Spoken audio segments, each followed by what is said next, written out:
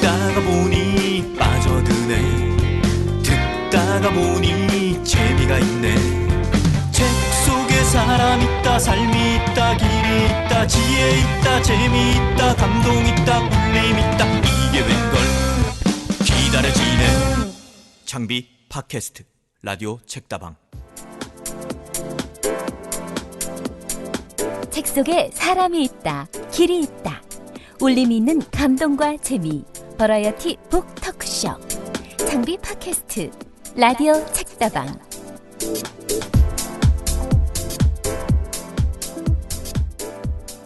안녕하세요, 김두식입니다. 여러분은 혼자 식당에 잘 들어가시는 편인가요?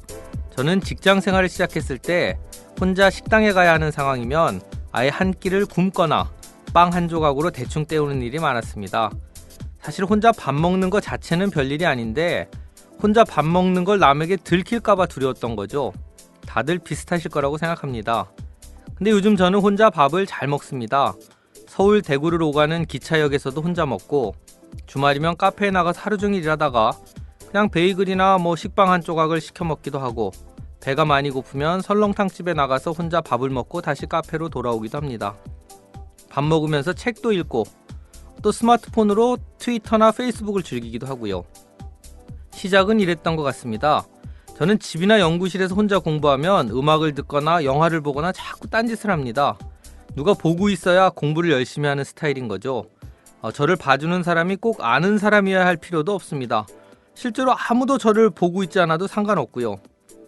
딴짓하거나 엎드려서 잠들지 못하게 하는 그 분위기가 필요할 뿐인 거죠.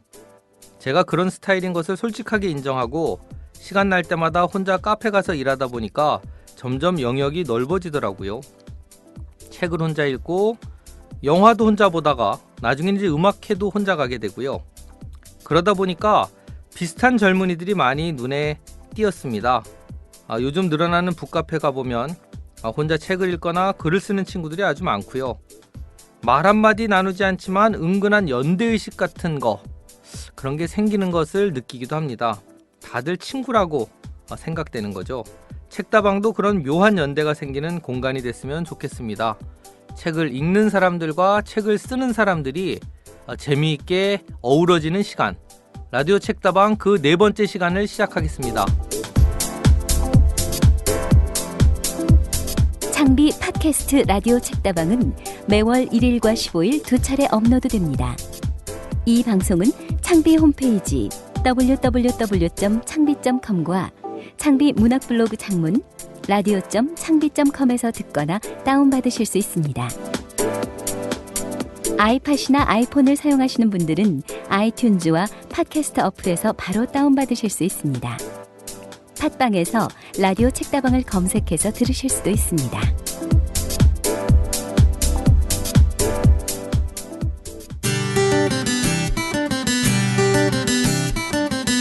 밖으로 간 시. 오늘은 신용목 시인이 낭송해서 보내주신 아무날의 도시라는 시를 들려드립니다. 신용목 시인은 이 시의 배경이 되는 대학로 한복판에서 시를 낭송해 주셨다고 하네요. 끊임없이 차들이 오가고 어둠과 신호등이 교차하는 그 길에서 어떤 정서를 노래했는지 한번 들어보시죠.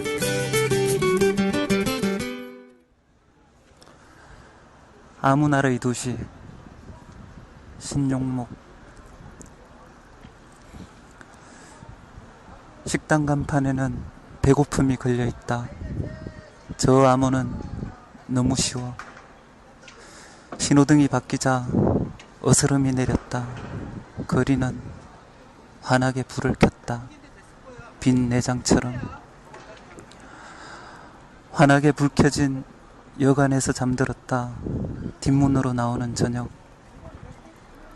내 머리 위로도 모락모락 김이 나는지 궁금하다. 더운 밥이었을 때처럼. 방에 감긴 구불구불한 미로를 다 돌아 한 무더기 암으로 남는 몸. 동숭동 벤치에서 가방을 열며 나는 내가 가지지 못한 내과술에 대해 생각한다. 꺼낼 때마다 낡아 있는 노트와 가방의 소화기관에 대해 불빛의 내벽에서 분비되는 어둠의 유액들, 그 속에 웅크리고 앉아 나는 너를 잊었다. 너를 잊고 따뜻한 한 무더기 다른 이야기가 될 것 같다. 한 바닥씩 누운 배고픈 자들이 아득히 별과 별을 이어 그렸을 별자리들. 저 암호는 너무 쉬워. 신호등이 바뀌자 거리는 환하게 어둠을 켰다. 빈 내장처럼.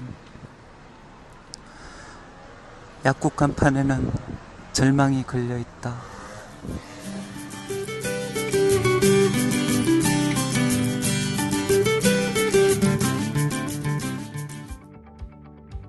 만화가 최규석입니다.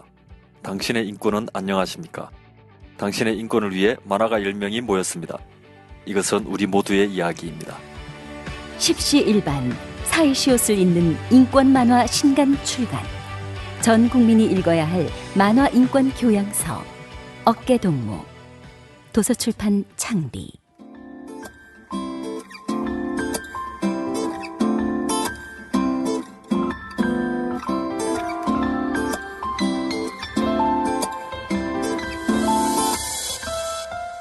오늘 북토크의 주인공은 소설가들입니다. 먼저 늘 함께 해주시는 황정은 작가를 소개합니다. 네, 안녕하세요. 황정은입니다. 같은 소설가들이 많이 나오셔서 오늘은 좀 반갑고도 편하시겠어요? 네, 저는 오늘 좀 숨 막히네요. 안 편하군요, 오늘. 네, 좀 뭐랄까 무림의 고수들이 앞에 있는 듯한 그런 느낌이라서 예. 마냥 편하지는 않습니다. 네, 알겠습니다. 오늘 모신 작가분들은 아주 유명한 문단이나 독자들의 반응도 아주 뜨거운 분들인데요. 소설뿐만 아니라 다른 제조도 많은 걸로 아주 유명한 분들이시죠. 먼저 산미 슈퍼스타즈의 마지막 팬클럽, 지구 영웅전설, 죽은 왕녀를 위한 파반능, 핑퐁, 더블에 이르기까지 특유의 스타일을 완성해서 그냥 이름 자체로 스타일을 상징하게 된 박민규 선생님을 소개합니다. 안녕하세요. 네, 다음은 이 고래라는 거대한 장편으로 문단에 등장해서 고령화 가족, 나의 삼촌 브루스리 등의 작품으로 선이 굵은 서사와 상상력의 힘을 보여준 천명관 선생님을 소개해드리겠습니다. 네, 안녕하세요. 네, 천명관 선생님은 등단 전에 영화계에서 일을 하셨었고 박민규 선생님은 이 기자, 편집장 등으로 일하셨는데요. 어떤 한 분야에서 자리를 잡은 뒤에 나중에 소설가로 전업을 한 그런 경우입니다. 재밌는 경력을 가진 두 분과 함께 소설가의 삶에 대해서 본격적으로 얘기를 나눠보겠습니다. 두 분이 원래 좀 친하시죠? 등단 시기도 비슷하고 제가 이 더블의 사이드 B에 실린 걸 보니까는 박민규 선생이 이 천명관 선생한테 헌정한 소설도 있고요. 천 선생님은 박 선생님에 대해서 이 물학만이 가능한 대범한 상상력을 보여준다 이렇게 극찬한 적도 있는데 두 분이 친해지게 된 어떤 계기가 있나요? 작가라고 다 그렇게 친한 건 아니잖아요. 뭐 명관이 형이 말씀해 주실 거예요. 오늘 쭉 이 기조로 가실 것 같은데요, 박 선생님. 명관이 형이 말씀해 주실 거예요, 이걸로. 네. 글쎄 계기라기보다 뭐 이제 우리 같이 비슷한 시기에 등단을 했고 또 어떤 출판사의 문학상 시상식에 나란히 선 적도 있고요. 네. 이제 저가 데뷔하던 해에 이제 그때 박민규 씨는 그때 이제 이미 뭐 처음에 등단을 좀 화려하게 했었죠. 네. 장편을 가지고 그래서 그때 이제 시상식에서 처음 봤고 그러고 뭐 이런저런 자리에서 보는데 뭐 어떤 계기라기보다 사람이 뭐 그런 거잖아요. 이렇게 보면 이 사람이 한테 어떤 호감이 느껴지는 사람이 있는 거죠. 그러니까 뭔가 나랑 뭔가 얘기가 통하고 나랑 뭔가 과가 비슷하겠구나. 같은 과군 하는 느낌. 예, 왠지 뭐 그런 느낌? 그렇게 된 것 같아요. 예. 그냥 같이 술 먹자고 하고 술 마시고 뭐 이러면서 친해진 건가요? 아니면? 우리 뭐 술은 같이 술은 잘 안 먹거든요. 지금도 뭐 마시면 커피 마시고 주로 그런. 제가 술을 잘 못해서. 네. 근데 제 기억에 뭐 그런 일은 있었어요. 그 전에는 이제 뭐 좀 포멀하게 이렇게 뭐 문단 술자리나 이런 데서 마주치고 그랬었는데 제가 이제 원주 가서 살 때인데 그때 한번 전화가 왔었어요. 민규 씨한테. 근데 그게 제가 어느 개간지에 제가 20살 때의 일을 이제 쓴 소설이 있었어요. 뭐 자전 소설 같은 건데 20세라고. 이제 그 군대 가기 전에 그 음악다방에서 저희 이제 죽돌이 시절에 그런 얘기였어요. 네. 근데 아마 그거를 보고 뭔가 그 박민규 씨가 그걸 자기가 읽었다 그러면서 막 이렇게 껄껄 막 웃어요. 네. 이렇게 뭐라고 말은 안 하고. 근데 뭔가 이제 그때 저도 그냥 느꼈어요.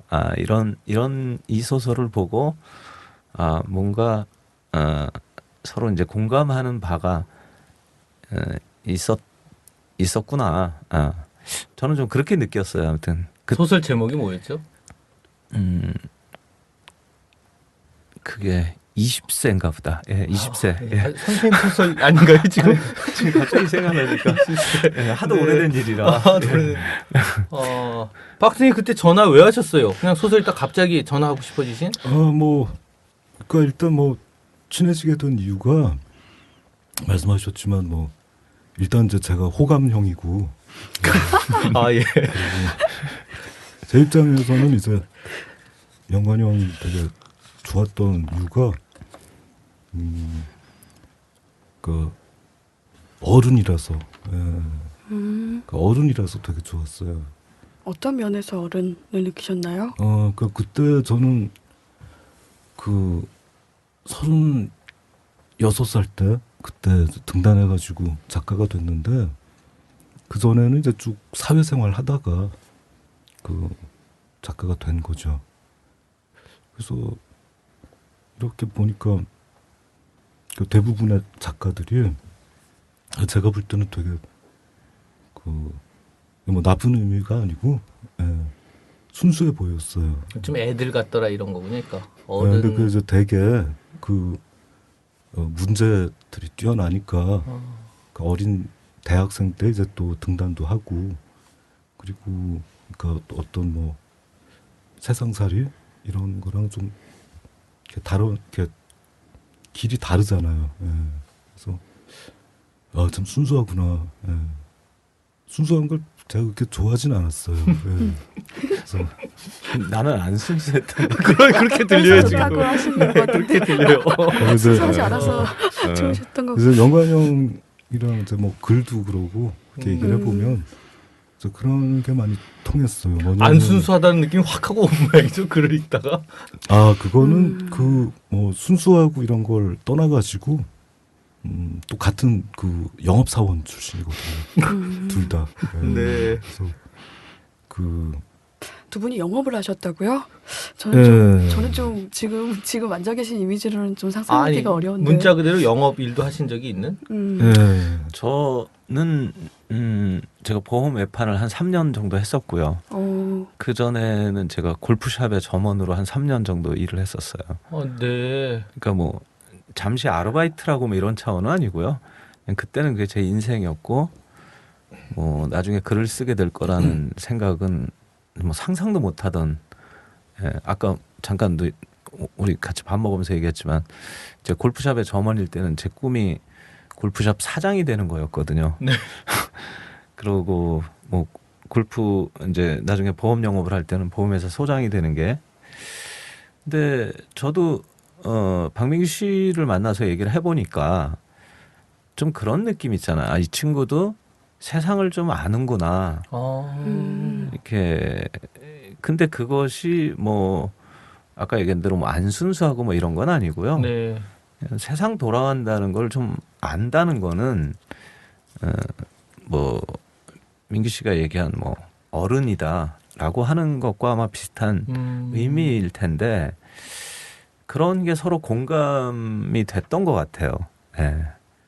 근데 그 전에 저는 이제 여러 직업들을 전전했죠. 뭐 광고회사에서 카피라이터도 했고 그리고 그 전에는 이제 해운 회사 또 뭐 무역 쪽 그런데 이제 영업 일도 하고 그렇게 뭐 쭉 사회생활을 한 8년 정도 이렇게 하다가 그러다 해서 작가가 된 거죠.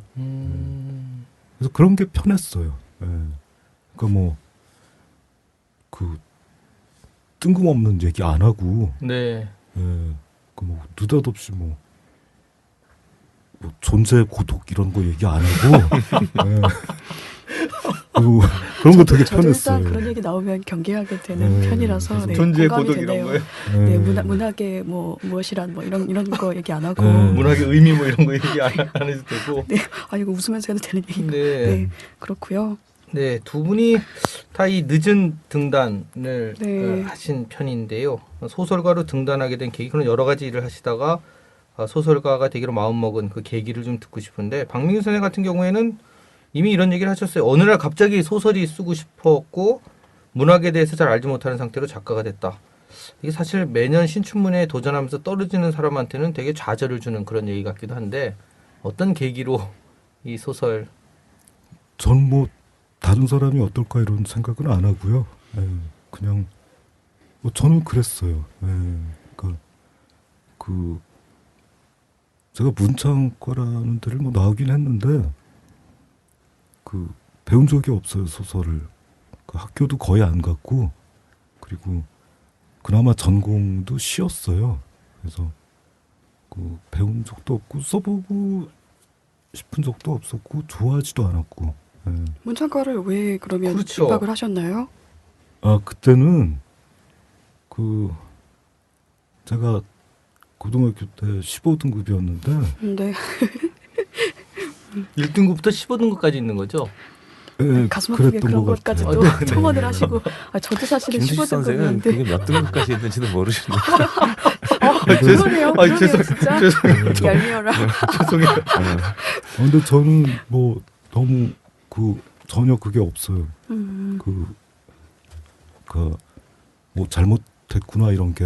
왜냐하면은 대신 너무 재밌게 놀았거든요. 그 10대, 학교 다닐 때요? 10대 시절을. 그래서 저는 되게 잘 살았다고 생각하죠. 다들 그냥 공부만 할 때 가장 그 인간이 이렇게 활달하고 또 건강하고 에너지가 넘치는 나이에 제대로 놀았던.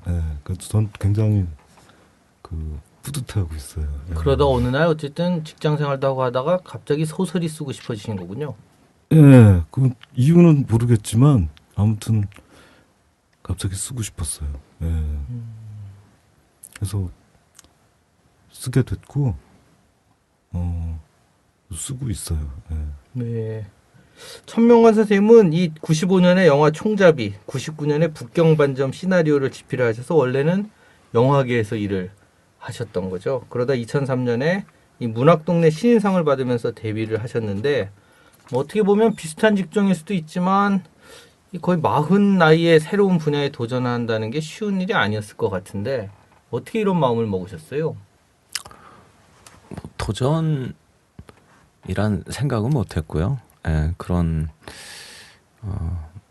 거는 아니고 이제 훨씬 더 이제 뭐라 그럴까요? 좀 싸늘한 상태였죠. 그러니까 소설을 쓴다고 하는 거는 저는 이제 공개적으로 동생의 권유로 소설을 쓰게 됐다 그러는데 정말 어찌할 수 없는 이제 상황이었었죠. 그때는 뭐 나이가 40이 넘어서 데뷔를 못했고 충무로에서 흔히 이제 40을 마지노선으로 보거든요. 영화 데뷔를 생각을 하셨던 그렇죠. 거죠. 그 전에 시나리오를 쓰셨지만. 그렇죠. 예, 영화 연출을 하려고 이제 시나리오를 들고 돌아다녔는데 뭐 엎어지고 뭐 자빠지고 하다 보니까 그게 한 몇 년 계속된 건가요? 그렇죠. 예, 그래서 40이 넘었는데 보통 충무로에서 이제 40 정도를 마지노선으로 봐요. 그러니까 40이 넘어서 데뷔하는 일은 거의 없죠. 네. 그래서 이제 그쯤 되면 이제 각자 뭐 포기를 하고 뭔가 그러는 나이인데 저도 그런 나이가 됐고, 근데 어쨌든 뭐 한 일주일 만에 이제 한 편을 썼고 한 달 정도를 쓰니까 뭐 중편도 하나 쓰고 단편도 한 2-3편 쓰고 그렇게 되더라고요. 그러니까 써지는 거죠. 그러니까. 네. 예. 그래서 이렇게 쓰면 되겠구나. 뭐 이제 그렇게 됐던 것 같아요. 저는 그 작업이 어느 날 갑자기 탁 튀어나온 게 아니라 시나리오 작업을 이미 하셔서 나온 것 같다는 생각이 들거든요. 그렇죠. 네, 예. 서사를 만들어내는 게 이미 체질화돼서 그래서 이제 문장을 딱 옷만 입힌 상태 그렇게 들리네요. 그렇죠. 저는 뭐 그래서 뭐 갑자기 뭐 쓰게 됐다기보다는 그래서 뭐 저는 뭐 습작기도 없고 뭐 그렇다고 하지만 실은 그 영화를 하던 그 10년간의 기간이 말하자면 저한테는 습작기였겠죠. 시나리오를 쓰고 이걸 영화로 만들기 위해서 이제 계속 제작사를 만나고 다니고 이제 그런 경험이 있으셨던 거죠. 그렇죠. 그게 이제 긴 세월이 30대를 그렇게 보낸 거죠. 예. 네. 이 소설이 되게 잘 되고 나서 연극이 된 작품도 많고 영화가 추진 중인 거 뭐 늘 영화 관련된 얘기가 나오는데 그러면 기분이 되게 묘하시겠어요. 그렇죠. 제가 충무로에서 그렇게 간절하게 바라던 영화화. 그러니까 충무로에서 시나리오를 들고 다닐 때는 이제 그야말로 아무도 거들떠보지 않았는데 오히려 소설을 쓰고 나니까 그쪽에서 사람들이 관심을 갖고 뭐 지금도 그래서 저는 지금도 소설을 쓰면서도 오히려 이제 문단 사람들보다도 뭐 영화나 드라마 하는 사람들을 더 많이 만나게 돼요. 그리고 그쪽에서 좀 더 제 소설에 관심을 갖는다는 생각도 들고요. 예. 박민규 작가님 같은 경우는 저도 들은 얘기라서 맞는 얘기인지 모르겠는데 등단하게 된 이유가 소설 쓰는 이유가 아내분에게 잘 보이고 싶어서 멋져 그 얘기 보이고 예전에 싶어서 하셨었어요. 초반에. 네, 이런 말씀을 아. 하셨더라고요. 네. 그 15년 되는데 그 15년 정도 살면 그 뻔해지잖아요. 이제 그 남자라는 동물이. 그래서 좀 뭐라 그럴까? 이렇게 좀 이렇게 쓰면 좀 불가사의하게 보이지 않을까? 예. 그렇게 막 쓰고 그러죠. 예. 아, 아내에게 너무 뻔한 사람처럼 보일까봐 그러지 않으려고 좀 더 신선한 이미지를 보여주기 위해서 새로운 이야기를 쓰고 계신 거군요. 그러니까 그런 저기를 많이 의식을 하죠. 이 지필 동기치고는 참 흔치 않은 말씀이신 것 같고요. 저는 참 멋진 동기라고 생각합니다. 네, 멋진 동기네요. 네. 정말 멋진 동기고 우리 선생님이 이제 주변에 나만큼 공부를 많이 하고 이런 사람이 선생님 아무도 없다 이렇게 말씀하셨는데 실제로 주변이 좀 되게 좀 어려운 형편에서 좀 성장하신 거군요. 제가 대학 나온 사람을 나이 30이 넘어서 처음 만나봤어요.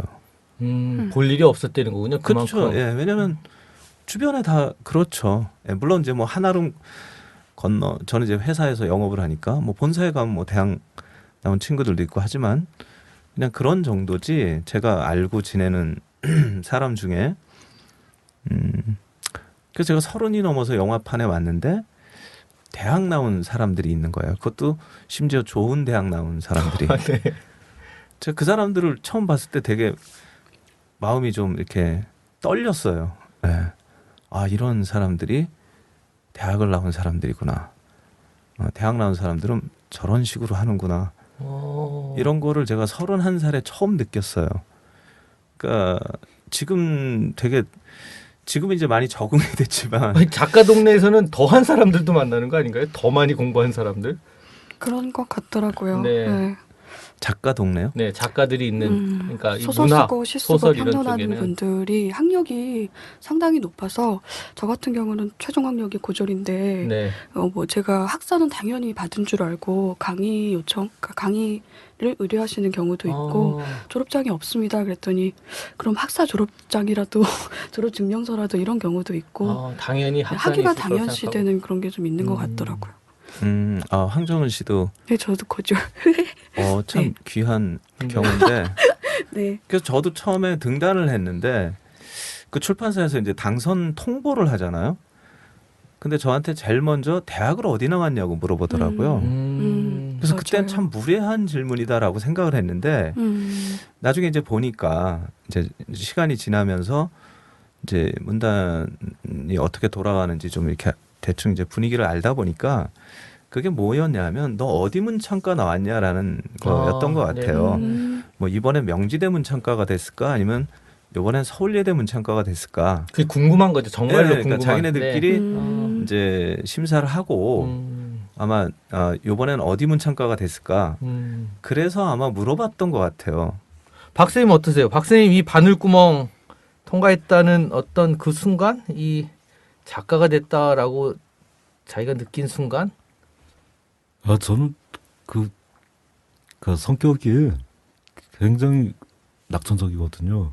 그래서 뭘 걱정을 그렇게 안 해요. 그래서 걱정이 많이 없었기 때문에 뭐 아주 기쁘지도 않았고 다른 것보다 그때 제가 나이가 36살 때인데 그때 뭐 좀 좋은 일 생겼다고 뭐 펄쩍 뛰고 그럴 나이는 아니잖아요. 왜 저는 지금 38인데 저는 46, 7인데도 좋은 일 있으면 펄쩍. 네. 근데 이제 그 박민규 씨랑 비슷한 얘기인데 그날 우리가 같이 상을 받으려고 같은 자리에 있었어요. 아, 소설상 받으셨고 그렇죠. 작가상 받으셨죠. 같은 출판사에서. 아니요, 저는 이제 그때 막 데뷔를 했을 때요. 어. 단편으로. 네. 그렇구나. 그러니까 신인상 같은 거죠. 그러니까 그건 이제 그다지 존재가 없었고 이제 박민규 씨는 그래도 조금 큰 상을 받았어요. 네. 매수가 좀 있는 네. 원고지 매수가 좀 있는. 근데 이제 그날 분위기가 지금 이제 시간이 뭐 한참 지나서 이제 10년 차 막 이렇게 되니까 얘기할 수 있는데 사실 전 되게 처량한 기분이었어요. 그러니까 시상식에 이렇게 앉아 있는데 내가 왜 이 낯선 동네에 와서 이 지금 앉아 있는 모습이 너무 좀 처량한 기분이었어요. 네. 뭔지 알 것 그러니까 같아. 작가가 됐다는 것이 기쁘다기보다는 그러니까 뭐 이제 어떤 사람들은 이제 이런 말 때문에 좀 오해를 할 수도 있는데 뭐 예를 들어 뭐 문학을 우습게 보는 게 아니냐 뭐 이렇게 말할 수도 있는데 이제 뭐 이건 내 꿈도 아니었고 나는 그토록 간절하게 영화를 만들고 싶었는데 어쩌다 보니까 내가 이렇게 내 또 적극적인 선택도 아니고 이렇게 해서 이렇게 낯선 자리에서 이렇게 낯선 사람들에게 둘러싸여서 있는 그 모습이 좀 그리고 제가 뭐 박민규 씨도 그렇게 좋아서 펄쩍 뛸 나이가 아니지 않냐 그랬다시피 저도 40에 등단을 했는데 제가 세상 돌아가는 걸 모르지도 않는데 자 이제 등단을 해서 작가가 됐어. 그럼 이제 어떻게 해야 되지? 뭐 이런 기분이 있잖아요. 그렇다고 뭐 먹고 사는 게 해결되는 것도 아닐 테고 뭐 작가라는 타이틀이 어쩌면은 짐이 될 수도 있고 그런 좀 복잡한 소외가 있었죠. 근데 이제 사람들은 뭐 돼서 너무 좋지 않냐 막 이런 걸 약간 강요하는 분위기랄까요. 공감된다. 예. 그래서 글쎄 막 좋아해 줘야 뭐 저분들도 뭐 기꺼워하실 것 같은데 네. 뭐 내 심정은 그런 건 아니고 그래서 그날 뭐 이렇게 이제 뒤풀이 자리가 있었는데 박민규 씨는 아예 오지도 않고 이제 바로 가버리고 저는 갔다가 중간에 막 다 낯선 거죠. 다 아는 사람 한 명도 없고. 네. 그리고 제가 뭐 신인 같으면 예를 들어 뭐 한 뭐 30 전후에 이렇게 젊을 때 등단하면 막 선생님들 찾아뵙고 인사라도 술자리 돌면서 할 텐데 보니까 거의 무슨 최고령 뭐 이런 느낌인데 그리고 뭐 보는 친구들도 그 당시 등단 이제 저보다 뭐 한참 전에 했지만 나보다 나이는 좀 어린 네. 그런 작가들이 와서 아이고 약간 좀 이런 느낌? 야, 이 양반 이거 어쩌려고 뭐 좀 그런 느낌이었어요. 그래서 저도 술자리 갔다가 그냥 슬그머니 빠져나와서 이렇게 집까지 걸어왔던 기억이 나요. 예. 그냥- 아주 그냥 추운 날이었는데. 안 가신 분도 있었군요. 그냥 안 간. 예. 뒤풀이에. 네, 저는 그냥 집에 갔어요. 네. 네, 잘하신 것 같아요. 예. 네. 두 분 첫 작품이 성공을 거두었을 때 부담 느끼지는 않으셨는지, 그러니까 후속작도 그래야 된다는 부담이 있었는지, 두 분 모두 워낙 등단작부터 각광을 받다 보니까 그 입장에서 어떤 피로가 있었을 것 같아요. 나 좀 내버려도 그냥 두지 뭐 이런 부담 심정? 같은 것도 있었을 거고, 그렇죠? 다음 어떠셨나요? 작품에 대한. 저는 오히려 저는 그래서 근데 사실 그 당시에는 제가 그게 이렇게 큰 성공이라는 생각을 못했어요. 이렇게 가늠이 안 됐죠. 이렇게 문단 돌아가는 걸 잘 모르니까. 등단은 그래도 예를 들면 고래가 네. 나오고 그랬을 때는 예. 그 이후에는 확 부담을 느끼지 않으셨어요? 그러니까 고래가 나왔을 때 네. 뭐 이렇게 약간 주목을 받는구나라는 거는 알았지만 그게 뭐 어느 정도의 이렇게 뭐 성공이랄까 그런 가늠도 잘 안 되고 그러면서도 계속 그때만 해도 계속 소설을 계속 써야 되나 뭐 이걸로 계속 내가 밥벌이를 할 수 있을까 뭐 그런 의심은 계속 있었어요. 그런 불안 같은 게. 그런 게 있었고 제가 그 다음에 이제 고령화 가족을 냈는데 오히려 고려에 비하면 이제 굉장히 소품이잖아요. 네. 그래서 오히려 무슨 고래처럼 뭐 그렇게 거대하고 뭐 그런 이야기보다 그냥 찌질한 한 가족이 연립주택 24평 방에서 다 같이 모여 사는 얘기를 해보자. 오히려 좀 반대로 간 거죠. 그래서 뭐 그러니까 뭘 알면 부담도 가지고 했을지 모르겠는데 전 진짜 잘 몰랐어요. 그런 게 어떤 정도고 내가 어떻게 해야 되고 여기서 뭘 기대하는지 나한테 심지어 그래서 그때 그 한 출판사에서 이제 그 문예지에 장편 연재를 저한테 제안을 해서 시작을 했었거든요. 나중에 보니까 그게 이제 굉장히 대단한 일인 것 같아요. 흔히 오지 않는 그렇죠. 기회였던 그 당시에 거죠. 이제 네. 달랑 책 한 권 냈는데 근데도 거기에 대해서도 저는 잘 감이 없었던 것 같아요. 그래서 그냥 처음에 몇 번 거절을 하다가 뭐 하긴 했는데 한 회를 하고 나니까 야 1년 동안 이거를 쓰려고 계속 이렇게 해야 되나? 뭐 약간 좀 그런 심정이었어요. 그래서 뭐 한 회만 하고 또 중단을 했어요. 그거를. 네. 좀 그야말로 잘 몰랐던 거죠. 예. 그래서 뭐 오해도 좀 많이 있었고 예. 지금 뭐 다 지나간 얘기지만 박수는 어떠세요? 이런 어떤 부담? 첫 작품이 나온 이후에? 저는 뭐 좋던데요. 즐기셨군요. 그리고 첫 작품이 잘 돼서 그냥 좋더라. 그죠? 네. 그런 부담도 일종의 어떤 뭐랄까 그냥 그 부담 자체로 즐기셨던 것 같아요. 그래서 뭐 크게 뭐 변화는 없었던 것 같아요. 아내분도 소설 읽어주시죠? 발표하기 전에도 읽으시고 하나요? 당연하죠. 그럼 칭찬해 주시면 어떤가요? 칭찬하시거나 뭐 아니면 이거 작품 별로야 뭐 이런 얘기 들어본 적 있으세요? 그분께. 늘 칭찬해주죠. 아 그래요? 그래서 그러면 그거는 또 액면 그대로 믿어요. 왜냐하면 행복하니까. 행복하니까. 예. 그럴 것 같아서 질문을. 처신이 좀 어렵더라고요. 여기는. 예. 여기까지 하고 우리 잠깐 쉬었다가 계속하도록 하겠습니다. 감사합니다 오늘. 네. 아유 고생하셨습니다. 귀가 아프네 진짜. 귀 아파요. 좀 쉬셔야 돼요. 너무 새 거라서. 근데 두 분 정말 재밌으세요. 약간 우리 좀- 오늘 이거 잘 된 것 같아요. 이게 지금 그래요? 네. 이게 바로 독자들이 원하는. 예. 우리는 재미없는데?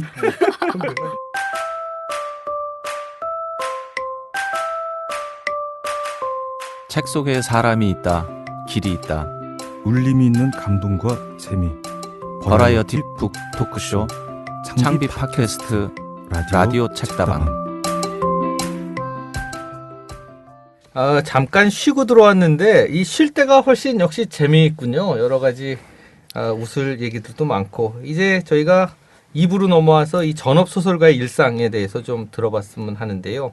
최근에 제가 한겨레 최재봉 기자 인터뷰를 보니까 박민규 선생님은 따로 집필실을 가지고 계시더라고요. 지금은 연희동으로 옮겼고 그전에는 무려 5년을 아무 연고도 없는 춘천에서 지냈다. 집은 용인인데 춘천으로 출퇴근하신 건가요 매일? 아니요. 아, 가서 일주일씩 계셨던 거죠? 예, 그런 식으로 가 있었어요. 월화수목금 뭐 이렇게 한 2주?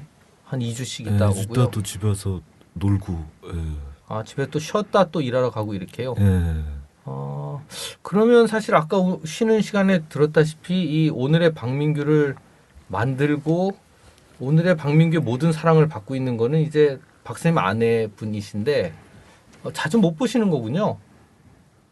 근데 그 뭐 아내 좋아하고 그런 얘기 하지 말랬어요. 예. 아, 집에서요? 예, 그래서 그러면 이게 좀. 앞 시간에 많이 했는데. 아 그래요? 이미 많이 해버렸는데. 하셨는데. 해버린 건 할 수 없고. 아무튼. 예. 근데 그렇게 작업하다가 공간이 또 바뀌고 이러면 지금 이제 연희동으로 옮기신 거잖아요. 예. 아니 춘천에 계실 때 여쭤보고 춘천에. 싶은 게 있어서요. 춘천에서 계시다가 다시 집으로 돌아오시고 작업하시다가 집으로 돌아오시고 이렇게 되면 물리적으로도 이동하는 동안에 어떤 뭐 그냥 작업하던 그 맥이 끊긴다거나 이러진 않으셨어요? 그 제가 듣기로는 그 세팅이란 게 있더라고요. 얘기 들어보니까. 천명관 작가님한테요? 아니요. 이렇게 두드리시는 거 보니까 천명관 있어요. 작가님한테. 그 뭐가 이렇게 다 완전히 갖춰서 해야지. 갖춰진 다음에 글을 쓰기 시작하는 작가가 있고. 있는데, 예. 박민규 선생님 그런 사람 아니라는 말씀이시군요. 예, 저는 그냥 앉아서 써요. 예. 그 뭐 분위기 이런 거 그 뭐 잘 몰라요. 예, 그냥 써요. 그냥 앉으면 쓰고 또 쉴 때 네. 되면 또 집에 가서 그냥 잊어버리고 쉬고. 예, 그냥 조용하고 예, 누구 뭐 방해 없고 하면 그냥 써요. 그런 것도 그 박민규 씨하고 저하고 좀 약간 공통점인 것 같은데 그 실제로 어떤 작가들은 이제 그런 거 되게 예민한데 그런 것 같아요. 뭐 예를 들어서 제가 이제 서울에 근무를 하다가 직장을 다닌다면 뭐 당신 부산으로 발령을 냈어요. 근데 뭔가 분위기가 안 맞고 뭔가 뭐 리듬이 끊기고 이래서 나 일을 못 하겠어. 이러지 않잖아요. 예, 그냥 하는 거잖아요. 저도 그런 심정이거든요. 일종의 직업인의 마음이군요. 그렇죠. 그냥. 그러니까 네.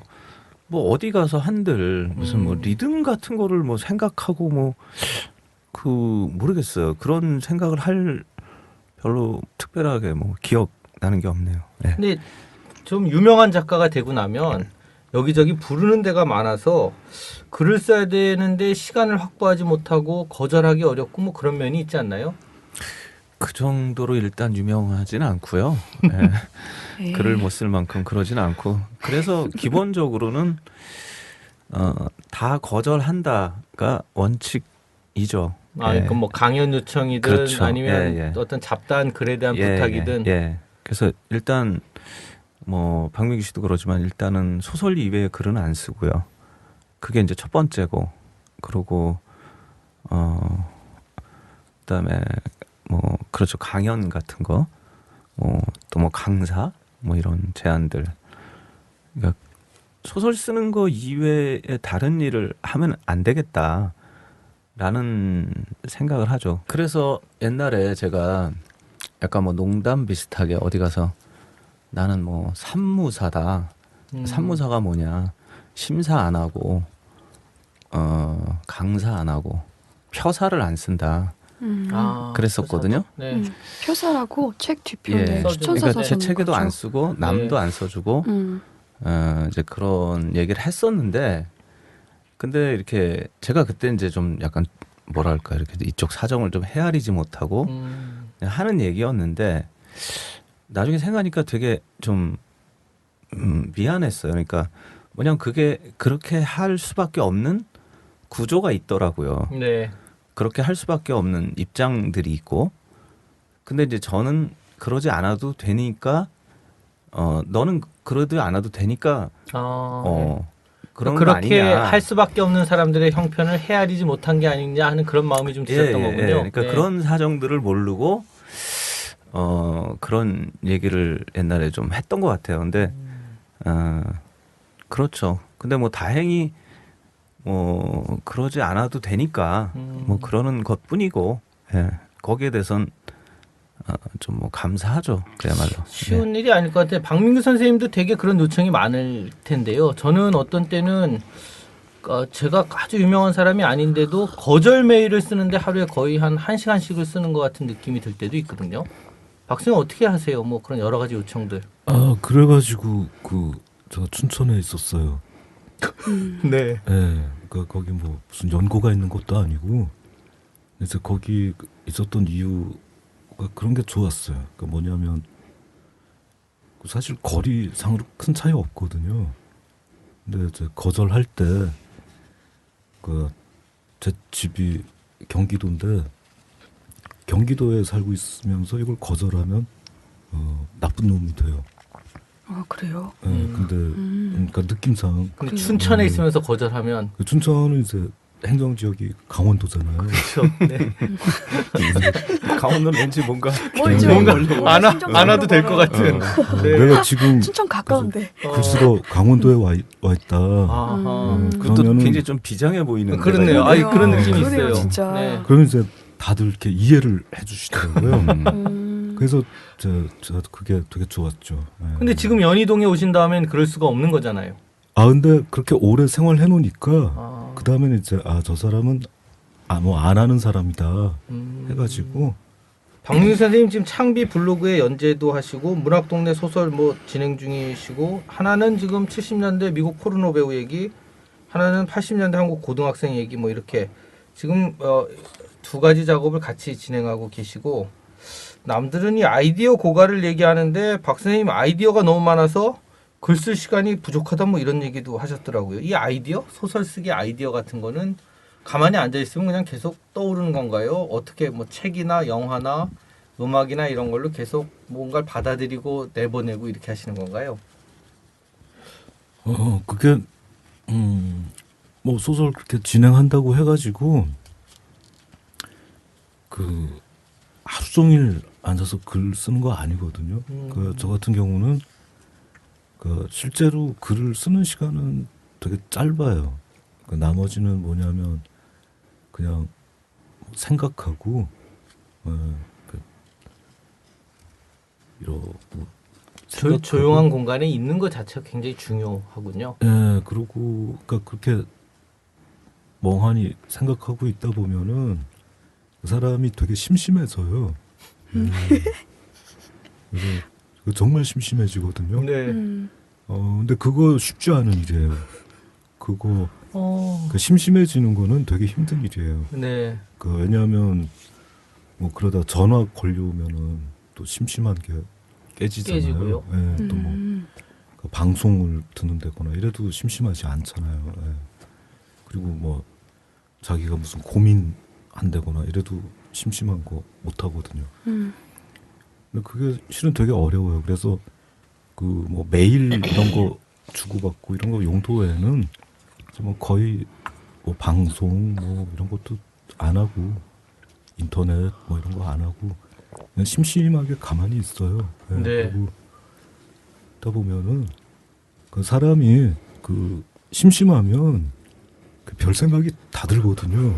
예, 그래서 뭐 이런저런 얘기도 생각나고 네. 뭐 이런 사람도 있겠지. 그리고 뭐 저런 사람도 있겠지.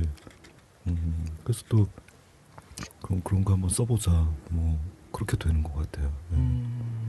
심심한 상태를 만들고 이거라도 가지고 놀고 하면서 이런 마음. 그러니까 딴 거보다 이제 그러면은 이제 뭐 욕심도 안 생기고 그냥 뭐 이게 뭐 당연한 일 같고 그래서 되게 좋아요. 박민규 작가님 글이 그렇게 재밌는 이유를 좀 알 것도 같아요. 지금 답변을 들으니까 본인이 스스로 심심하니까 재밌게 써야 될 거 아니에요.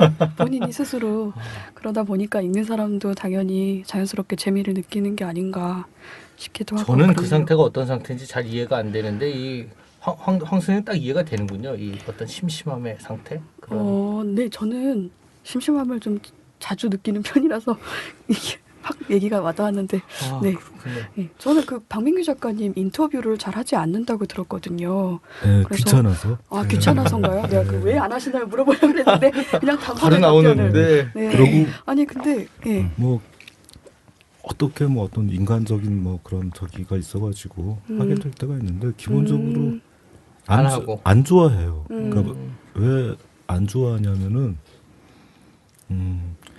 저는 이 글 쓰는 일이 그 제 개인의 일이라고 생각하거든요. 그러니까 지극히 제 개인의 일이고 그리고 뭐 어디 가서 그냥 써요. 뭐 그러고 얘기는 하지만 그 나름대로 제가 생각하고 뭐 고민하고 뭐 그런 것들 있는데 그거는 제 개인의 일이기 때문에 뭐 다른 사람한테 얘기하고 싶지가 않아요. 예, 제가 알아서 해결해야 될 문제지. 그걸 그런 게 싫어요. 예, 싫고 그래서 그냥 써요 그러면은 또 진짜로 그냥 쓴다 이러고 또 기사 내고 그러니까 되게 난감하죠. 예, 그래서 뭐 누구 만나면 뭐 사람들이 뭐 그냥 쓴다면서요. 그러고 근데 이제 뭐 그런 게 귀찮은 거예요. 그리고 자꾸 내 개인의 일을 뭐 남한테 말할 필요도 없고 그러고 싶지도 않고. 그래서 저는 뭐 따로 아이디어 뭐 그런 생각을 해본 적이 없는 것 같아요. 좀 창피한 질문인데 저는 아까 이제 우리 선생님 저한테 소설 한번 써보라고 그러셨는데 네. 소설을 쓸 수 없는 이유로 제가 생각하는 게 저는 글을 쓰면서 한 번도 그러니까 그냥 산문을 쓸 때 문체랄까 문장의 아름다움이랄까 이런 거 한 번도 생각해 본 적이 없고요. 그냥 하고 싶은 얘기를 쭉 쓰고 자꾸 읽으면서 그냥 부드럽게 읽히는지만 고치지 어떤 뭐라고 할까요? 그런 아름다운 문장 묘사 이런 거에서 한 번도 생각해 본 적이 없는데 선생님 어떠세요? 글 쓰실 때 어떤 문장의 아름다움, 나만의 문체 뭐 이런 거를 제가 느끼기엔 김두식 선생님 같은 경우는 그런 문장 문제보다는 거짓말을 해본 적이 없으신 것 같아요. 네. 그러니까 저도 문장에는 신경을 안 쓰거든요. 네. 저는 문장은 그냥 나오는 대로 쓰는 거지 그걸 갖고 그러니까 문장을 갖고 뭘 해보려는 적은 별로 저도 없는 것 같아요. 그냥 이야기를 전달하는 기능으로서. 근데 제가 김두식 선생 글을 읽어보면 네. 이분은 뭔가 이렇게 논리적으로 설명하려고 하는 글이잖아요. 네. 그래서 남을 설득하는 글. 네.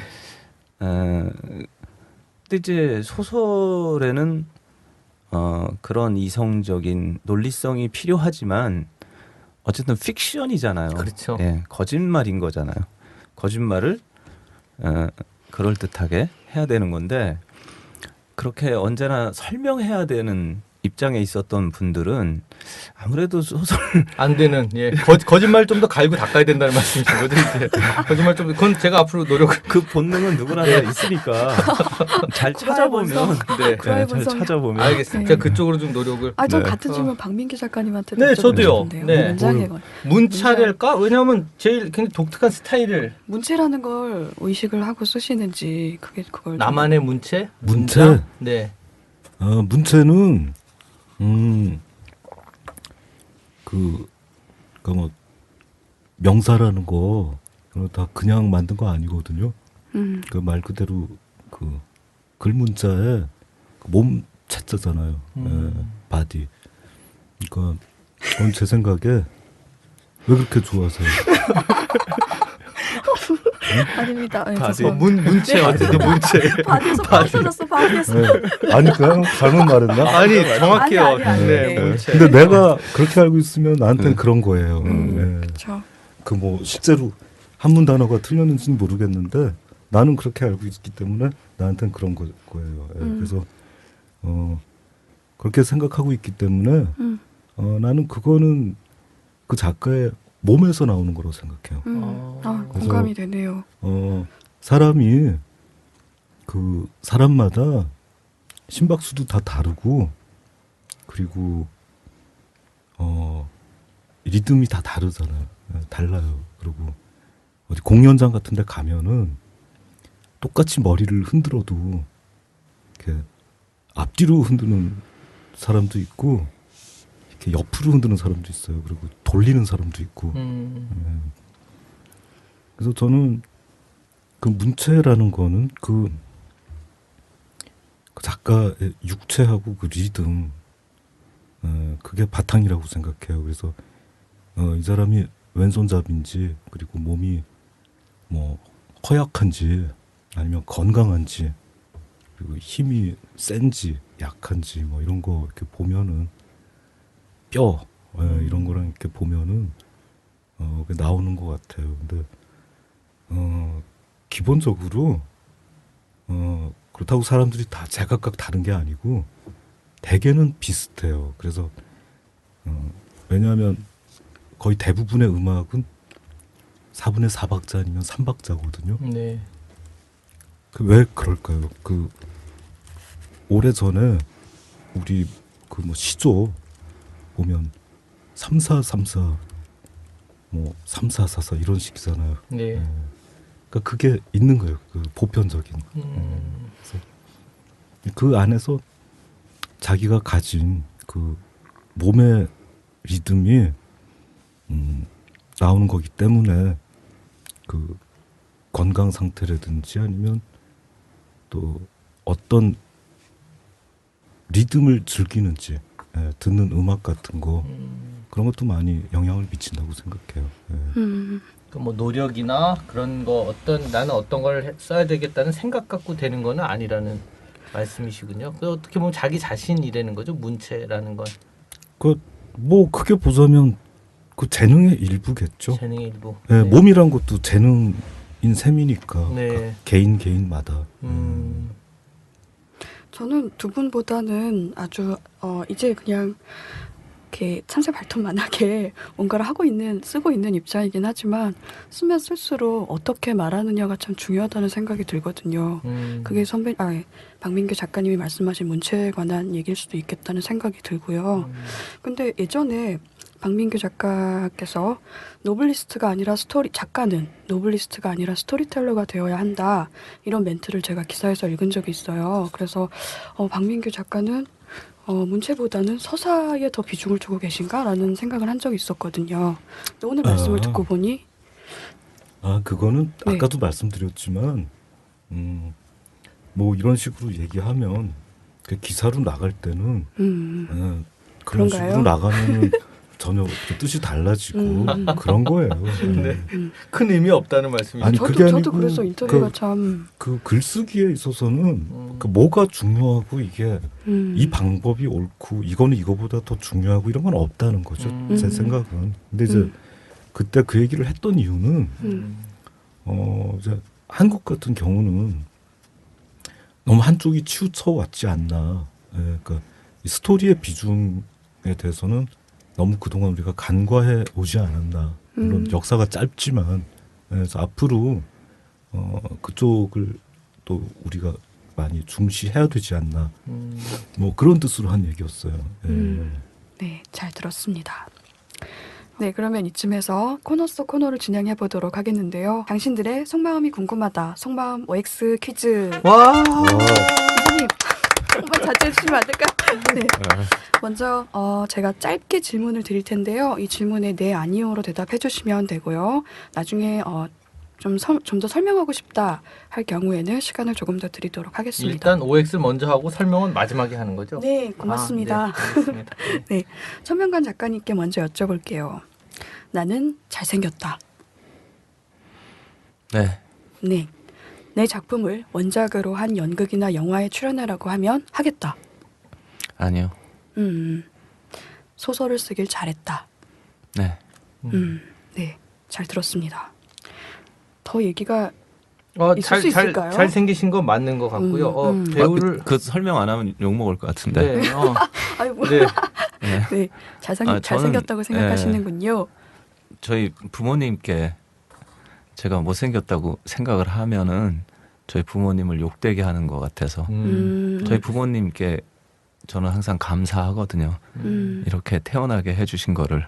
그건 제가 잘생겨서가 아니라 이 정도라도 참 다행이다. 제가 늘 말했듯이 다행이다. 아까 말씀하신 이 다행이다. 정도라도 참 다행이다. 뭐 그런 거죠. 예. 배우를 하라고 하면 지금 안 하겠다고 하신 거죠? 네, 네, 안 하겠다고 하셨어요. 전 하겠다고 하실 줄 알았는데. 저도 그럴 줄 알았어요. 전 전혀. 그러니까 저는 카메라 앞에 있어야 되는 사람과 뒤에 있어야 되는 사람이 다른 부류의 사람들이라고 생각하는데 저는 절대 앞에 있는 거는 안 어울리는 사람이다. 오히려 카메라 뒤에 말하자면 그런 사람이라고 생각을 해요. 그게 더 편하고. 예를 들면 천생님 작품에 대한 영화 감독 제의가 들어온다면 그건 하실 마음이 있으신가요? 실제로 최근에 그런 제의도 받았고 전에도 한번 받았고 어떤 네. 작품으로 제안을 뭐 받으셨나요? 브루스 리도 이번에 이제 좀 구체적으로 얘기가 오갔는데 저는 안 한다고 그랬어요. 왜냐하면 일단 뭐 혼자 북치고 장구치고 하는 것도 싫고 그다음에 제가 브루스 리 같은 경우는 소설을 쓰는데 한 2년 걸렸거든요. 근데 그걸 영화로 만들려면 제가 시나리오를 또 써야 되잖아요. 그런데 저는 이미 재미를 다 봤거든요. 그 책을 쓰면서 느낄 그렇죠. 재미는 다 창작의 보셨다는 재미를 다 봤는데 그거를 또 붙잡고 지지고 볶고 해야 되고 연출까지 하면 한 2년 또 더 걸리거든요. 그럼 그거 하나 붙잡고 4, 5년을 보내는 건데 저는 새로 할 얘기들이 너무 많이 있는데 그래서 그것 또한 내키지 않는 일이죠. 잘 들었습니다.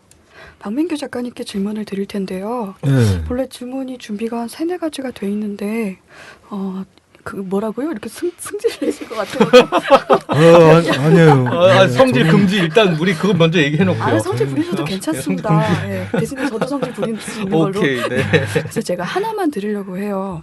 다시 태어나도 소설을 쓰고 싶다. 예, 저는 다시 쓰고 싶어요. 좋으시군요, 이 직업이. 아까 이 좋다고 삶이. 너무 좋다고 좋아요. 하셨네. 예. 이거보다 뭐 행복한 직업이 없는 아니 것 이것도 같아요. 괜찮은데 이거 왜 안 하셨어요? 첫 작품부터 떠서 상당히 행복했다. 나 이 질문도 재밌더구만. 할까요? 네. 첫 작품부터 떠서 상당히 행복했다. 네, 행복했죠. 그건 아까 나온 얘기인데 아까 나온 벌써? 얘기네요. 네. 아픈 날. 떠서 이런 표현이 재미있어서 슬슬 이제 거의 마지막 질문으로 가는데요. 이건 제가 인터뷰할 때 자주 써먹는 질문인데요. 소설가가 되고 나서 가장 추웠던 순간을 하나만 좀 들려주셨으면 좋겠거든요. 뭐 심리적으로 추웠을 수도 있고 몸이 추웠을 수도 있고 뭐 또는 가장 후회되는 순간 또는 되돌리고 싶은 순간일 수도 있고요. 어떤 한 시점에 한 에피소드가 혹시 있으시면 소설가가 된 이후에 가장 추웠던 순간, 외로웠던 순간, 후회되는 순간. 우리 천명관 선생님 먼저. 글쎄요. 뭐 저는 뭐 내내 좀 추웠던 것 같고요. 소설가 되기 전이나 후나. 그렇죠. 지금도 그렇고요. 뭐 그래요. 왜 그런지 모르겠는데 항상 뭐 내가 남의 동네 와서 좀 익숙해지지 않는 그 약간 그 방해인 같은 느낌? 이방인이 된 것 그런 같은. 게 좀처럼 안 지워지는데 그 이유가 뭔지는 모르겠어요. 그게 나한테 있는 문제인지 아니면 뭐 또 그 외에 다른 게 있는 건지. 그래서 뭐 항상 좀 이렇게 온기를 저도 느끼고 싶은데 그런 게 좀 그래요. 이유는 저도 제가 원래 기질이 좀 그런 것 같고요. 저는 그 천명관 작가님께서 갖고 계시다는 그 이방인적인 감각 그게 좀 유지가 됐으면 좋겠다는 생각이 또 전 되게 싫어요. 전 싫어요. 개인은 괴롭고 거기서 좋은 작품이 아니, 계속 그러니까 나오길 기대하는. 독자로서는 창작자, 그러니까 천명관 작가님 같은 경우는 특히나 그런 약간 문단에 약간 벗어난 곳에 있는 것 같은 그런 감각이 되게 소중하게 여겨질 때가 있거든요. 계속 이방인으로 계시기를. 저는 그냥 좋아하는 사람들에게 둘러싸여서 서로 그런 어떤 커뮤니티 마치 내 동네 같고 그런 편안한 그런 곳을 언제나 꿈꿨는데 내 팔자에 그런 데는 없는 건지 뭐 좀처럼 그러네요. 팔자 같은 건 본 적이 있으세요? 혹시 사주 팔자 이런 아 거? 그럼요. 네, 봤죠. 뭐라고 나옵니까? 뭐 크게 된다고. 크게 크게 되셨잖아요. 제가 30대 이제 영화 할 때 하도 안 풀려서 그게 원래 뭐가 안 풀릴 때 가는 거잖아요. 점을 보러 갔더니 당신 크게 될 거라고. 예. 근데 그런 그래서 전개는 그게 언제쯤 될 거냐 그랬더니 50대 중반 이후라고. 그래서 아직 제가 남았네요. 그 사람 목을 조르고 싶었어요. 그때는 30대인데 난 빨리 영화를 해야 되는데 50대 중반이 나에게 올까 그랬는데 그게 머지 않았네요. 예. 네, 근데 그래서 대부분 사주에 네. 나중에 크게 된다 이런 얘기 나오면 꼭 딸려서 나오는 게 대신에 외롭다 이런 얘기 나오지 않나요? 말년이 그렇구나. 외롭다고 하더라고요. 그래서 나는 다 안 해도 좋으니까 말년이 외로우면은 그건 실패한 거거든요. 예. 예.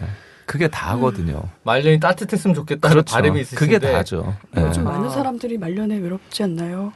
참, 아니 죄송합니다. 네. 아니 사람이 원래 외로워요. 네, 사람이. 그러니까요. 예. 네. 박 선생님 어떻습니까? 소설가가 내고 나서 어떤 추웠던 순간, 후회되는 순간? 저는 뭐 아까도 말씀드렸지만 뭐 제 개인에 벌어진 일이나 이런 건 그냥 시시콜콜한 거라고 생각하고요. 그 뭐 다 그런 거죠. 사람 인생에 그런 거고 저는 제가 뭔가 다시 해보고 싶다 뭐 그런 게 있다면은 저는 그 한국 같은 나라가 아니고 멕시코나 뭐 아프리카 같은 아주 어수선한 나라거나 아니면 강대국들, 그러니까 뭐 침략 많이 하고 그런 나라에서 태어나고 싶어요. 그 뭐 왜죠? 그게? 그건 뭐냐면은 가해자로서 문학을 해보고 싶어가지고, 그 피해자로서가 아니고 가해자로서.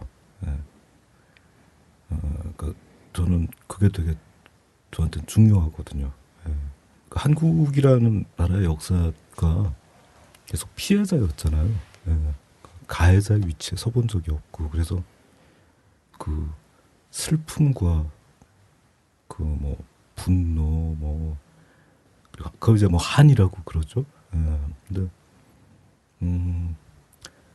그러면은 그 피해를 입은 사람들이 생각하는 그게 있어요. 그러니까 그 우리는 피해를 입었기 때문에 그 옳았다. 그러니까 피해자한테는 죄책감이 없어요. 나는 아무 잘못도 안 했는데 네. 와서 당한 거다. 그죠. 근데 제가 왜 그 가해자의 입장에서 그 문학을 하고 싶다 그런 생각을 하냐면은 그 죄책감이란 거를 가지는 거는 그 가해자라야 가능한 것 같아요. 그래서 그 아주 커다란 그런 죄책감을 가지고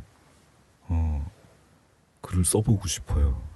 그래서 지금도 그냥 이제 제가 이미테이션으로 상상으로 그런 이제 생각을 많이 하죠. 그러니까 가해자의 입장에서는 아주 침략하고 나쁜 짓 많이 하고 나도 왜 이랬는지는 모르겠는데 뭔가 돌아보니 네. 너무 막 미안하고 그런 마음. 제가 그 첫 시간에 소개했던 그 인간의 조건이라는 그 일본 소설을 보면 거기서 이 주인공 가지가 이렇게 얘기하거든요. 나의 죄는 다른 게 아니라 일본인으로 태어난 것과 죄다 이렇게 얘기하는 그런 건 생각해 보면 우리는 느낄 수 없는 어떤 정서잖아요. 그러니까 2차 세계대전에서 중국에서 계속 나쁜 짓 하는 조직의 일원으로 살아야 되는 그런 걸 얘기했는데 아마 그런 느낌, 그런 정서 말씀하시는 것 같고요. 마지막으로 앞으로 계획, 뭐 지금 쓰시고 있는 작품이나 앞으로 꼭 해보고 싶은 일 같은 게 있으시면 간단하게 정리해 주시면 좋을 것 같은데요. 우리 천명원 선생님. 뭐 계획이 따로 있는 건 아니고요. 그냥 재밌는 이야기 떠오르면 계속 쓰고 쉬지 않고 그야말로 좀 오래 이렇게 썼으면 좋겠어요. 그러니까 한국 작가들이 뭐 단명한다 뭐 이런 얘기 많이 있잖아요. 제 나이가 이제 이제 보면 슬슬 뒷방으로 물러날 나이인 것 같아요. 어떤 분야에서도. 근데 저는 이제 아직 신인이고 아직도 제가 얼마 전에 무슨 젊은 작가 뭐 이런데 제 이름도 들어가 있어서 제가 좀 약간 놀란 적이 있는데 그래서 그럼 무슨 선언 이런 거 말씀하시는 건가요? 아무튼 그래서 거기 제가 최고령이더라고요. 그래서 아직도 젊은 작가라고 해주니까 참 고맙긴 한데 그래요. 아직 이제 시작인 것 같고요. 전 언제나 이제 좀 소설 좀 뭐랄까요? 좀 뭔가 좀 알 것 같다 그러면 좀 뭐하고 좀 좋은 작품 계속 쓰고 그거 말고 다른 게 뭐 있겠어요. 그런 거죠. 예. 네, 박수는 어떻습니까? 네, 저도 마찬가지죠. 저는 이렇게 얘기 많이 쓰고 별일 없이 그리고 나중에 이제 아주 힘없고 초라한 노인이 되면 좋겠어요. 그리고 별일 없이 글 많이 쓰고 그래서 나중에 쓸쓸하게 지내고 그럼 된 거죠. 네. 자, 오늘 마무리하면서 황정은 작가 이런 얘기 꼭 남기고 싶은 얘기? 저는 그냥 두 분 말씀 너무 깊게 공감하면서 재미있게 잘 들었고요. 그리고 박민규 작가님의 그 까만 안경을 제가 지금 유심히 보고 있는데 눈이 보여요. 처음엔 안 보였는데 계속 보다 보니까 그 검은 안경알 속에 그 눈 라인이 보여서 신기하네. 저는 안 생각하면서. 보여요. 각도가 안 맞아서 그래요? 그런가? 네. 그런가요? 네. 신기하다라는 생각을 하고 있습니다. 네. 오늘 참 어려운 시간 내서 자리를 같이 해주셔서 감사드리고요. 저는 사실 오늘 제가 교회를 열심히 다니는데 그 목사님들 열심히 다녔는 데가 맞는 것 같아요. 처음 제가 교회를 열심히 다녔는데 목사님들 문제를 얘기할 때 그냥 고등학교 졸업해서 신학대학을 나오고 그 다음에 신대원을 나와서 목사가 된 분들이 40대에 죽을 어떤 고민을 안고 찾아온 사람한테 기도와 말씀에 충실하시면 됩니다. 이렇게만 답을 해서 교인들이 그걸 너무 이게 뭐야 이게 그런 느낌. 그러니까 삶의 다양한 경험을 하지 않은 상태에서 다른 사람한테 먼저 가르치는 위치가 된 사람들의 한계 같은 거를 많이 느끼고 어떻게 보면 저한테도 그런 거를 좀 느끼는데요. 오늘 처음부터 두 분이 약간 서로 어른이라는 데서 통했다는 얘기 그리고 여러 가지 경험의 기초에서 나오는 그런 소설 그런 말씀 들을 수 있어서 굉장히 좋았던 것 같습니다. 예, 두 분 오늘 함께해 주셔서 정말 감사드립니다. 예. 네, 고맙습니다. 네.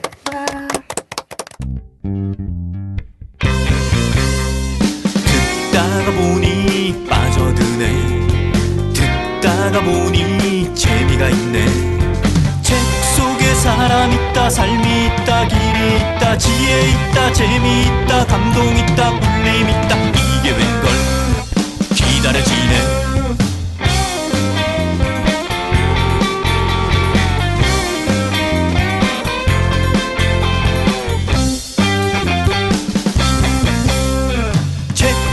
사람 있다 삶이 있다 길이 있다 지혜 있다 재미 있다 감동 있다 울림 있다 그게 뭔데 그게 뭘까 장비 팟캐스트 라디오 책다방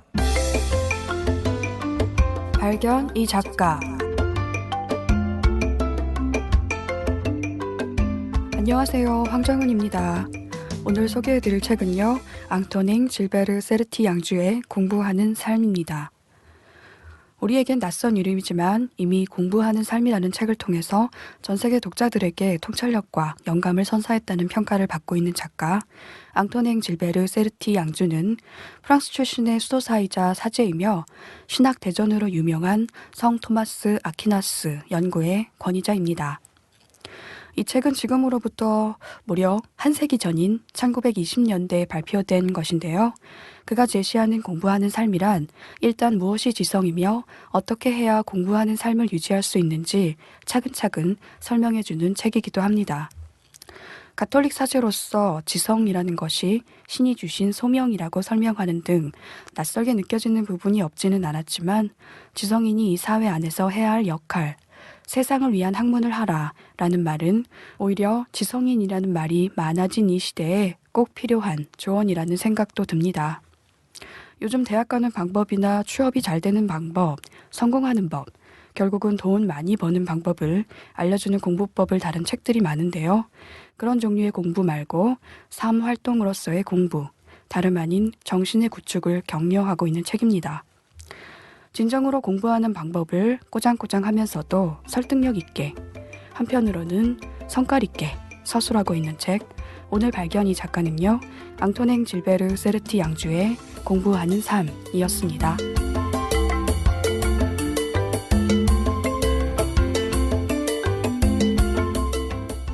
세계문학의 새로운 기준, 창비 세계문학 시리즈.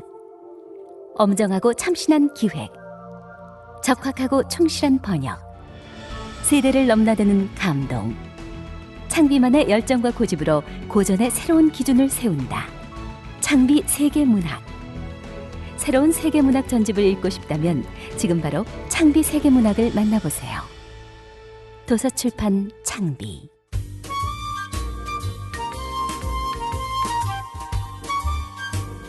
결정적 순간. 오늘 결정적 순간의 주인공은 만화가 김수박 씨입니다. 김수박 씨와 아버지의 이야기 한번 들어볼게요.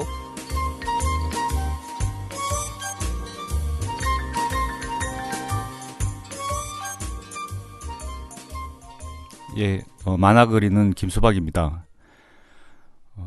사람이 살아가는데 살아도 참 힘든 부분이 가족인데, 가족 중에 저는 아버지 생각하면은 굉장히 복잡한 마음이 많이 듭니다.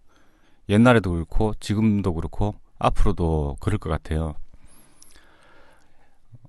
옛날에 저는 어릴 때 아버지한테 아주 순종적인 아이였습니다. 근데 자기가 이제 앞으로 무엇을 하고 살아갈까를 결정할 때 아버지를 거역을 해야 된다는 느낌을 본능적으로 받았었어요. 그때가 대학 졸업하고 20대 중후반이었던 것 같은데, 지금 제가 하고 있는 직업으로 가야 되겠다는 결심을 했었어요. 그 한 장면이 생각이 나요. 제가 이 일을 하려면은 서울을 가야 되겠다는 생각이 들었어요. 그거밖에는 길이 없다. 그래서 서울에 가서 살 집을 아버지 몰래 마련을 하고, 아주 조그만 집이었죠. 제가 그때 가지고 있는 돈 다 털어서 집을 마련하고 아버지한테 서울 가겠다고 말씀을 드렸어요. 그날 저녁에 아버지가, 저는 아버지한테 꾸중을 많이 들을 줄 알았어요. 그리고 뭐 아주 완고하고 강하신 분이었기 때문에 어떤 벼락을 맞을 줄 알았는데, 아버지가 그 소주 한잔 하자고 말씀하시더라고요. 그 아버지 좋아하는 안주, 그 뭐죠, 멍게 갖다 놓고 소주 한잔 하는데 너도 한잔 해라 이러면서, 그때 아버지가 설명을 하시는 거예요. 네가 지금 집을 떠난다는 거에 의미, 아마 너는 지금 서울을 가면은 서울 사람이 되는 거다. 안 그렇습니다 아버지, 뭐 일주일에 한 번씩 올 거라고, 그냥 뭐 남들 그렇게 살듯이 그렇게 할 거라고. 그게 되는지 한번 보자 이 자식아. 그러면서 소주를 먹었던 기억이 있어요. 근데 저는 멍게를 먹을 줄 몰라서 멍게를 안 먹었어요. 나중에 살아보니까 아버지 말이 맞더라고. 집에를 뭐 일주일, 2주, 한 달에 한 번도 못 가고 몇 달에 한 번도 못 가고 명절도 건너뛰고 그렇게 되더라고요. 그때 아버지가 앉아서 했던 얘기가 그때 이제 깨닫게 되는 거예요. 아버지는 내가 모르는 거를 허락했다는 생각이 들었어요. 저는 그때로서는 몰랐던 걸. 아버지도 옛날에 고향을 떠나셨고 살아가는 건 그렇게 되는 거라는 거. 그때 그 먼 게 먹을 걸 그랬다. 그 생각을 나이 먹고 많이 하게 됐어요. 그럼에도 불구하고 저는 거역을 해야 됐던 것 같아요. 지금도 생각해보면 그렇습니다. 저보다 어린 후배들한테도 그렇게 얘기해요. 자기 길을 결정할 땐 거역을 해야 된다. 고양이가 조그마한 고양이가 이제 태어나서 어느 정도 크면은 자기가 사냥하러 가야 되듯이 호랑이 새끼가 이제 크면은 이제 부모를 떠나듯이 쓸쓸하지만 거역을 해야 된다. 자기 부모 말을 너무 잘 듣는 자식은 좋은 자식이 아닐 수도 있다. 이런 생각을 하게 됩니다. 그리고 매번 그 순간을 생각할 것 같아요. 아버지랑 소주 먹으면서 멍게 한 점을 내가 못 삼켰던 그 순간을 앞으로도 생각하게 될 것 같습니다.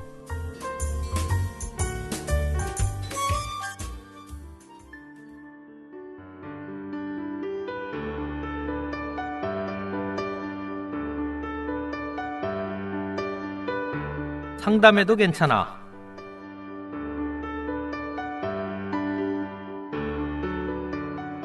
이번 상담해주세요는 게시판에 글을 올려주신 아이디 똑똑스님의 사연을 골라봤습니다.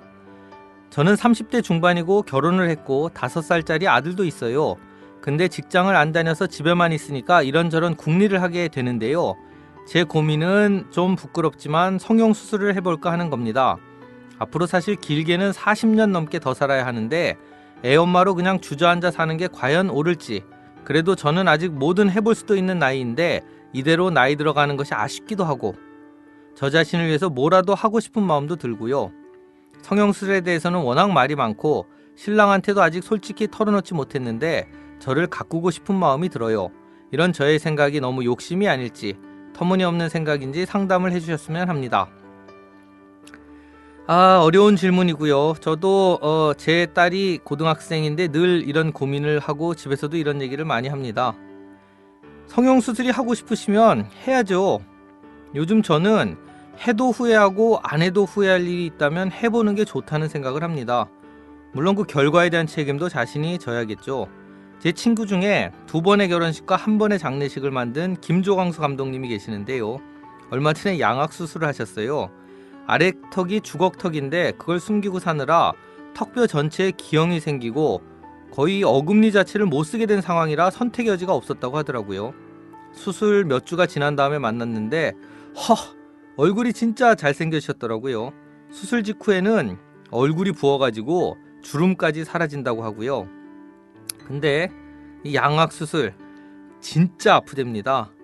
참을성이 보통인 분이 아닌데 이번에는 파트너 손을 붙잡고 살려달라 이렇게 소리도 치셨대요. 세상의 모든 일에는 빛과 그림자가 있고 얻는 게 있으면 잃는 것도 있기 마련입니다. 그래서 이런 고민이 있을 때면 백지 한 장을 꺼내놓고 성형수술해서 내가 얻을 것과 잃을 것을 일목요연하게 정리해보는 게 좋습니다. 예뻐지는 것, 자신감을 얻는 것 같은 장점, 또는 실패할 경우의 부담, 가족의 반대 같은 어떤 단점을 세세하게 쭉 적어보는 거예요. 별거 아닌 것 같지만 그렇게 적어가다 보면 마음이 어느 방향으로 모아지는 경우가 많답니다. 내가 누구인지도 더 분명하게 알게 되고요. 정답은 없지만 책을 2권 추천드릴게요. 첫 번째는 여성학자인 한서설아 선생이 쓴 다이어트의 성정치라는 소책자인데요. 이 책은 한서설아 선생님의 진짜 일기 인용으로 시작이 됩니다. 목욕을 하고 나와 거울 앞에 서서 내 알몸을 한참 동안이나 쳐다보았다. 어느 한 구석 세상의 기준과 맞아떨어지는 것이 없는 참으로 보편적이고도 불편하기 그지없는 몸이었다. 나는 여전히 내 볼품없는 몸을 미워하고 있다는 생각이 들었다. 자기 몸에 관한 이런 고백으로 시작해서 페미니즘의 입장으로 다이어트의 여러 측면을 고민해본 책이고요. 약간 길지만 이 책의 결론 부분도 좀 읽어드릴게요. 물론 여성들의 상실한 자신감을 되찾아주는 치유의 과정은 너무나 중요하다. 그러나 여성의 가치와 정체성을 외모로 재단하는 사회의 시선이 존재하는 한 여성들이 받은 상처는 여성 스스로의 힘든 노력에도 불구하고 완전하게 치유되기 어려울 것이다. 따라서 여성들이 외모 때문에 겪는 고통에서 해방되고 진정한 자아 존중감을 가질 수 있기 위해서는 여성에게 육체에 대한 강박을 안겨주는 이 사회의 권력에 끊임없이 딴지를 걸지 않으면 안 된다. 저항 없는 치유는 불충분할 뿐만 아니라 불가능하기 때문이다. 네, 멋진 마무리죠. 다이어트의 성정치는 이 수지 오바크가 쓴 역사적인 책 비만은 페미니즘의 주제다. Fat is a Feminist Issue라는 책을 추천하고 있는데요. 이 책은 아직 번역돼 있지 않고요. 같은 저자 이 수지 오바크의 최신작인 몸에 갇힌 사람들은 2011년에 번역판이 나와 있습니다.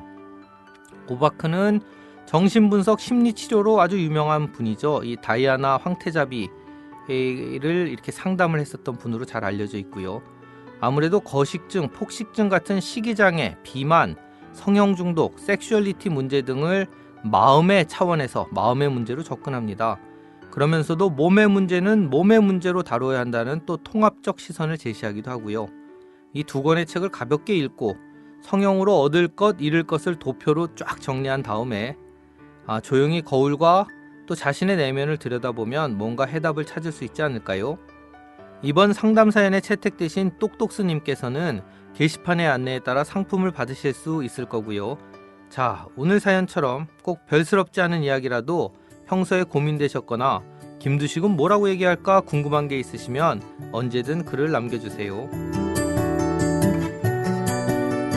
이 방송은 창비 홈페이지 www.창비.com과 창비 문학 블로그 창문 radio.창비.com에서 듣거나 다운받으실 수 있습니다. 창문 게시판 radio.창비.com에 접속하시면 현장 스케치 동영상과 사진도 함께 보실 수 있습니다. 창문 게시판에 청취 소감을 남겨주시고 상담해주세요 게시판에 사연을 올려주신 분께는 푸짐한 선물도 드립니다. 많은 참여 부탁드립니다.